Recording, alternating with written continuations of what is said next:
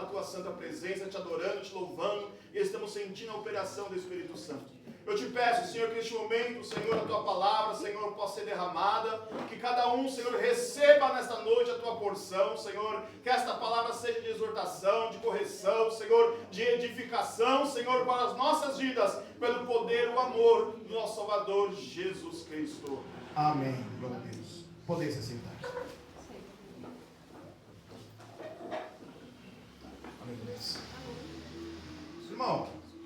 Irmãos, não é? Você é teimoso? É teimoso? Você costuma ser teimoso com o seu chefe? Que ele fala para você assim, ó, o seu intervalo vai ser tal hora. E você fala, ele é chefe, mas ele não manda em mim. Eu vou um tal horário diferente.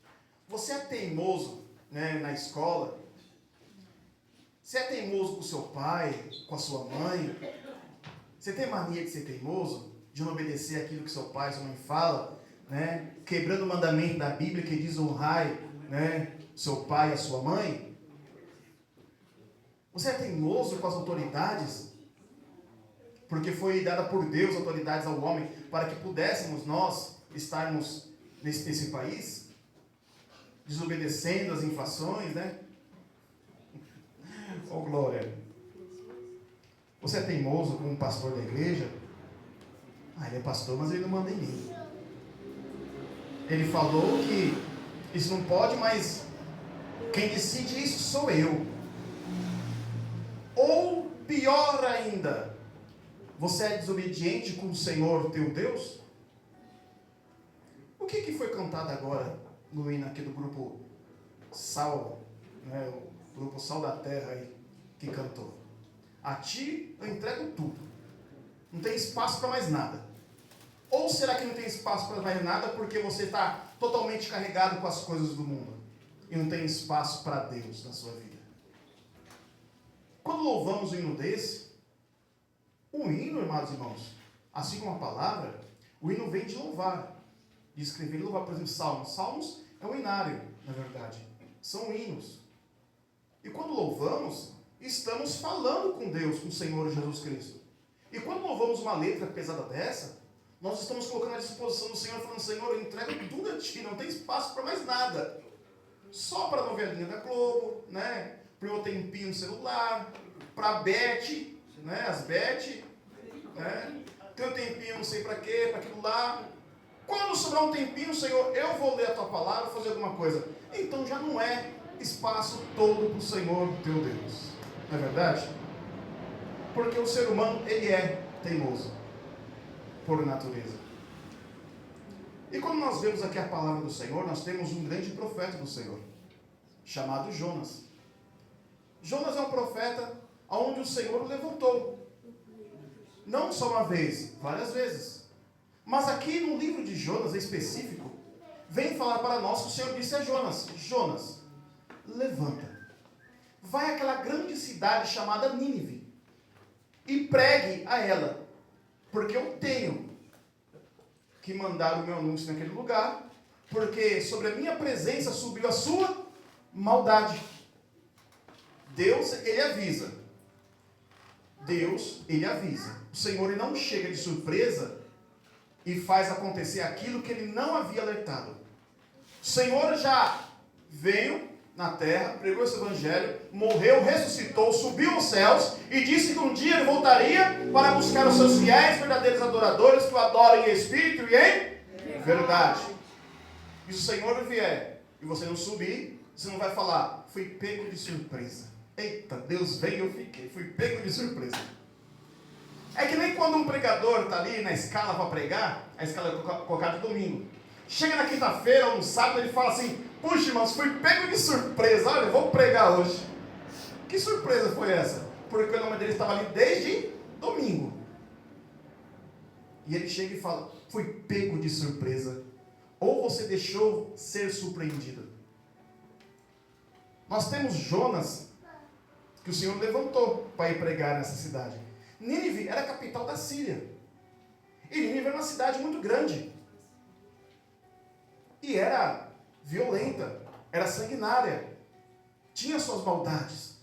E o Senhor falou, está muito grande a maldade, vá pregar contra ela. Mas haviam vários problemas. tribo de Zebulon. E a Bíblia nos diz que ele era contemporâneo dos profetas, tanto Amós como Oséias. Também no tempo do reinado de Jeroboão II, que foi o rei que induziu muito mais ainda as pessoas a adorarem a ídolos. Ele estava vivenciando um tempo de adoração, não a Deus, mas a ídolos. A palavra de Deus estava escassa no meio do povo do Senhor. E o Senhor levanta ele, né? Ele já havia falado sobre Jeroboão. E o Senhor não levantou ele para nesse momento repreender o seu povo, mas repreender um outro povo. E ele não queria isso. Ele não queria para aquele lugar. Ele queria que eles padecessem pela mão pesada do Senhor nosso Deus. E o que ele fez? Ele foi teimoso. Ele desobedeceu o Senhor. E se tem algo que não agrada o Senhor de maneira alguma, é desobediência, é ser rebelde. O inimigo, a antiga serpente, o dragão, ele foi rebelde do Senhor. E o que Deus fez? O expulsou da sua grandeza e o derrubou. O deixou sem morada por ser rebelde. E quando olhamos, não são apenas teimosias ou desobediências grandes para que o Senhor possa se irar. Até mesmo as mais pequenas. Deus, Ele observa tudo. E o Senhor nunca esquece de nada. Glória a Deus. Nós temos um homem da Bíblia chamado Moisés.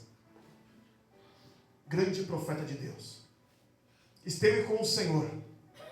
Ele viu o Senhor passar pela fenda. Eita Deus. Esteve 40 dias e 40 noites na presença do Senhor. Falou com o Senhor Deus. Olha, nem todos os homens da Bíblia que foram usados pelo Senhor falaram com Deus pessoalmente. Foram poucos. E mesmo os que falaram algumas vezes. Como eu já disse para os irmãos aqui, Abraão, em toda a sua história de 175 anos, ele falou com o Senhor 17 vezes. Isaac falou com o Senhor, Jacó falou com o Senhor. José do Egito, que foi uma bênção usada na mão de Deus, Deus nunca falou com ele pessoalmente, embora ele tenha sido usado diretamente por Deus. Olha que privilégio. E mesmo assim Moisés, vendo a sarça arder, aquele fogo que não se consumia, por desobedecer ao Senhor, Deus disse: olha a terra prometida de cima do monte. Está vendo? Que bonita? Mas nela você não vai entrar, porque você me desobedeceu. Eita Deus da glória. Olha que tremendo. Pelos judeus, Moisés é o maior profeta que existe. E mesmo assim ele não pôde entrar na terra prometida porque desobedeceu ao Senhor Deus. Quando o Senhor disse: fala a rocha, e ele feriu a rocha. Então nós temos aqui Jonas, que desobedeceu a ordem do Senhor de ir. Foi para uma direção ao contrário. Entrou no navio e falou: vou fugir da presença de Deus. Só que da presença de Deus ninguém escapa, ninguém se esconde. Ou tem alguém que pode se esconder da presença de Deus? O Criador dos céus e da terra e do universo, não é verdade? Deus que conhece a profundeza do mar, o infinito, eita Deus da glória, dos céus. O único que conhece o seu coração melhor do que você mesmo. Neste momento, então, ele entrou no navio, e quando ali estava, o Senhor mandou uma tempestade sobre aquele local. E o barco começou a naufragar. E todos ficaram apavorados. E todos começaram a clamar pelos seus deuses, fazer jogo, fazer tarô, bater tambor, fazer tudo que eles tinham direito. Mas nada acontecia, nada se resolvia. Até que o capitão viu aquele homem, Jonas, que ali estava, escondido dentro do navio, né, fingindo que nada é com ele. Aquela pessoa que faz tudo errado, ou faz alguma coisa errada, mas ele para e fica quietinho, fazendo de conta que não é com ele. Ninguém percebeu, mas Deus sabe. Aleluias. E naquele momento, todos falaram com ele: por que não clama ao teu Deus? E ele falou, eu já sei qual é o problema sou eu. Jonas sabia que o problema era ele, porque ele estava desobedecendo ao Senhor. Você sabe também, quando você está pecando, o seu pecado premeditado, você sabe que você está fazendo algo errado. Quando acontece alguma coisinha ao seu redor, que não está com o seu conforme, você fala, é Deus que está pesando as mãos. E Deus pesou as mãos sobre a vida de Jonas. E ele diz aos homens, faça o seguinte, lance-me ao mar. E a tempestade vai cessar. Eles ficaram temorosos, não, vamos lançar um homem ao mar, não. Mas chegou um ponto que eles estavam tão furiosos, o mar. Deus ele aperta realmente o cerco, que eles lançaram ele ao mar. O problema de vocês é até aqui. Daqui para frente o problema é meu. Lançaram ele ao mar. E Deus enviou ao mar então um grande peixe para que tragasse Jonas. E depois que eles lançaram ele ao mar, o mar acalmou-se, né? Ficou calmo, ficou quieto. E eles começaram a navegar novamente. Então Jonas esteve no ventre daquele grande peixe por 3 dias. E Jonas mesmo fala que ele desceu às profundezas e viu no fundo do oceano. Mostra para nós que Deus ele coloca você em situações que você não imagina que você possa entrar, para mostrar que Ele quer que você faça, obedeça a voz do Senhor, o teu Deus. Depois disso, Jonas foi lançado ao mar, cuspido por aquele grande peixe na beira do mar. E ele entendeu que ele tinha que ir para aquela cidade, pregar a palavra de Deus. E mesmo assim ele foi lançado longe de Nínive, porque Nínive não tem litoral. Ele foi lançado à praia. Ele teve que levantar, teve que se trocar, teve que andar, porque Deus falou assim, olha, eu queria que você fosse, você podia ir normal, num jumento, andando, né? Mas agora você vai sofrer, porque você não desobedeceu, você vai ter que pregar, mas agora você vai ter que andar, vai ter que chegar lá. O processo da vida, o Senhor coloca em nós, o Senhor observa, e Ele quer testar a sua paciência, ou Ele quer aumentar a sua paciência, quer aumentar a sua fé. E nunca podemos falar assim, será que Deus não está vendo o que acontece comigo? Nossa, por que Deus faz essas coisas com pessoas tão boas? Por que essas coisas acontecem comigo? Isso não poderia acontecer comigo. Assim como o povo reclamou no deserto, lá em Massá e em Meribá, que quer dizer provocações e reclamações. Deus estava com eles, mas eles estavam reclamando. Então Jonas ele chega à cidade de Nínive. E ele vê aquela cidade. E ele vai pregar contra aquela cidade sobre os seus pecados. E ele começa a pregar. Ele começa a falar realmente aquilo que Deus havia mandado, primeiramente, ele dizer, sem poupar esforços, sem poupar a sua língua. Mas ele esperava que ao pregar aquela cidade, Deus destruiria ela, porque Deus havia premeditado destruir aquela cidade. Mas como está escrito em 2 Crônicas, 2:14, se o meu povo, que clama por mim, se arrepender e ouvir a minha voz, então eu os ouvirei e perdoarei os seus pecados e sararei a sua terra. Naquele momento Jonas pregou, chegou aos ouvidos do rei da cidade de Nínive, uma cidade muito grande, poderosa. Amados irmãos, preste atenção. A Bíblia diz para nós que todos se arrependeram de seus pecados. Todos se arrependeram de seus pecados. O rei proclamou um jejum para todos. Nem mesmo animais poderiam comer ou beber. Ele próprio se vestiu de saco, panos de saco. Jogou cinzas sobre ele, pelos seus pecados. E todos se arrependeram pelo pecado. Deus viu o arrependimento naquelas vidas. Eles tinham direito de se arrepender? Eles tinham direito, porque Deus havia mandado proclamar sobre eles. Aleluia! Porque antes que vinha a sentença do juízo, Deus ele manda o alerta. Deus ele fala. Aleluia. antes de vir o castigo.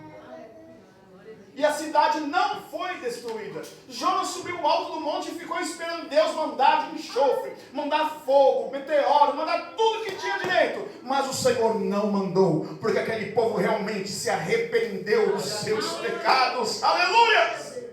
Oh, glorioso Deus! E nós temos então Jonas, um profeta muito abençoado, porque o próprio Jesus Cristo fala sobre Jonas. Ó geração perversa, não vos será dado outro sinal a não ser o sinal do profeta Jonas. Aleluia. E o Senhor continua falando a respeito dele e diz: nós vimos que pela palavra do Senhor nós temos grandes homens de Deus. Tirando Jesus Cristo, quem foi o maior pregador da terra, biblicamente falando? Tirando Jesus Cristo, será que foi Pedro, João, Paulo, que chegou a Roma? Será que foi um homem que Pedro, que numa sua palavra, converteu a mais de 3.000 almas num dia, se rendeu aos pés do Senhor? Mas Deus, Jesus Cristo, coloca Jonas como o maior pregador. Pois quando Jonas pregou, toda a cidade se arrependeu dos seus pecados. Foi unânime, 100% se renderam aos pés do Senhor. Glória a Deus, aleluia. Ao modo de que quando estudamos a palavra do Senhor, nós vemos que este povo ficou 100 anos na obediência do Senhor Deus, acreditando, passando geração e lembrando que o Senhor havia prometido destruir aquele lugar por causa do pecado, mas eles se arrependeram do pecado, aleluia, que foi proferido pela boca do profeta Jonas. Eita Deus da glória!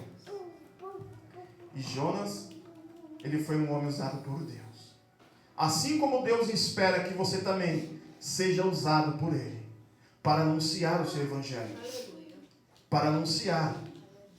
Só que falar de Jesus Cristo não é fácil, porque tudo envolve o quê? Envolve pecado. Igreja que não fala de pecado é porque não está conectado com o Senhor Jesus, porque pecado é aquilo que nos afasta de Deus, é aquilo que esconde a nossa realidade diante de Deus, porque nós, enquanto estamos aqui, somos todos pecadores, estamos sujeitos ao pecado. Não passamos um dia sem que de repente você fale: puxa, pequei.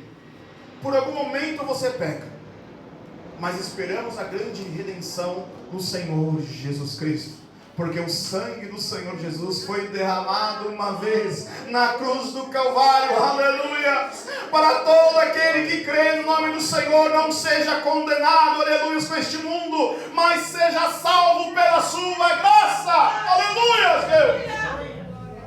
Porque a graça do Senhor não vem de nós, mas é um dom dado por Deus, aleluia, para a nossa salvação, aleluia. Eita Deus tremendo.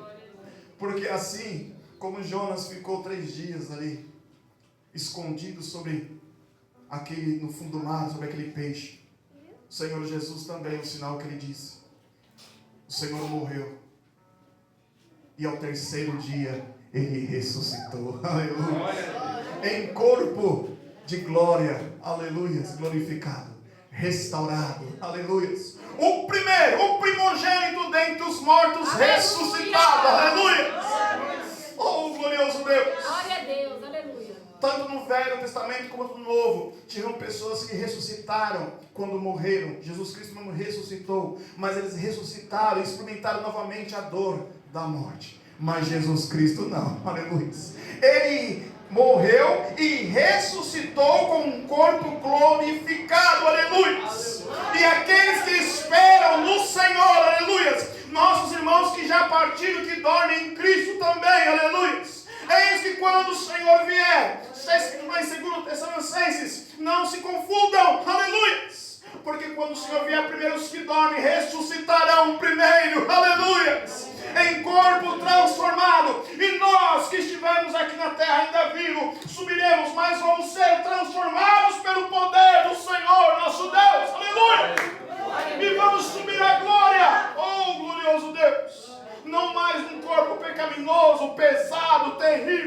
mas sim, aleluias, transformado pelo sangue do Cordeiro. Aleluia! Eita, Deus da glória! Santo, santo, santo é o teu nome, Senhor Jesus.